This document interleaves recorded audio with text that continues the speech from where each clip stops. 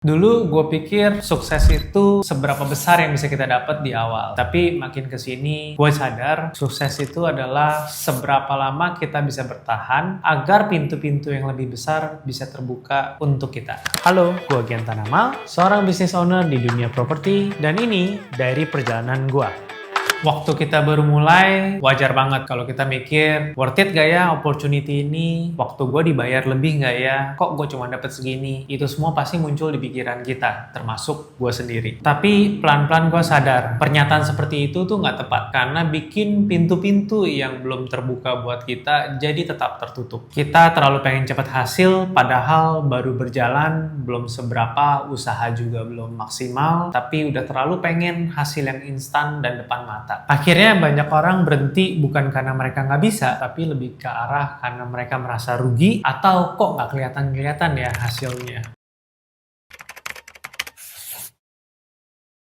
Gue pernah di titik ngeliat orang dapat project lebih besar, fee lebih besar, pendapatan lebih besar, maupun exposure yang lebih besar. Tapi sebenarnya bukan itu fokusnya. Lebih ke seberapa lama kita bisa bertahan. Karena di situ gue sadar banyak banget yang tumbang tengah jalan, walaupun mereka telah melalui sukses yang cukup besar. Tapi karena mereka tidak bertahan cukup lama, akhirnya semua itu habis dan hilang. Ibarat kayak game poker. Di game poker, setiap ronde nggak selalu kita bisa menang terus, maupun kalah terus. Tapi selama kita ada di dalam permainan, akan datang waktu masanya di mana kartu yang diberikan ke kita jauh lebih bagus dibanding ronde-ronde sebelumnya. Dan pastikan ketika momentum itu datang, kita sedang dalam permainan. Karena kalau baru beberapa kali kalah aja dan kita sudah selesai, kita nggak pernah dapat kesempatan untuk dapat kartu yang bagus.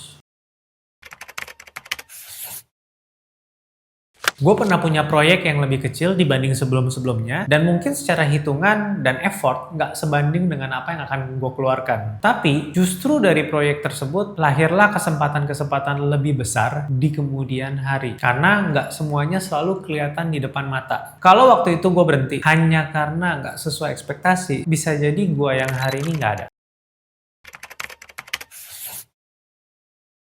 Ada hal-hal yang nggak bisa kita ukur di awal, seperti respect, relationship, atau opportunity. Ketika kita bisa tahan jalanin satu hal yang sama berulang-ulang dan untuk waktu yang cukup panjang, itu nunjukin karakter kita ke orang lain. Di sana orang-orang bisa menilai, oh orang ini konsisten di bidangnya. Ada momen di mana gue dapat project bukan karena penawaran paling bagus, tapi karena orang melihat, oh si Gian ini konsisten di bidang ini dan terus berkembang. Itu yang bikin akhirnya gue dapat project tersebut.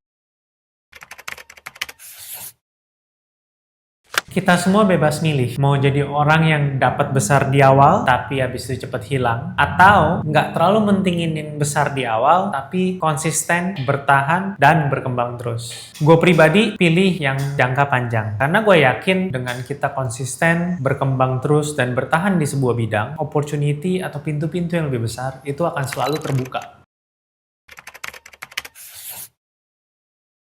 Jadi kalau kalian sekarang merasa hasilnya kecil, jangan langsung kecewa. Tapi fokus, bertahan, dan berinovasi terus. Karena kadang bukan yang paling pinter yang menang, tapi yang paling tahan dan paling sabar sama prosesnya.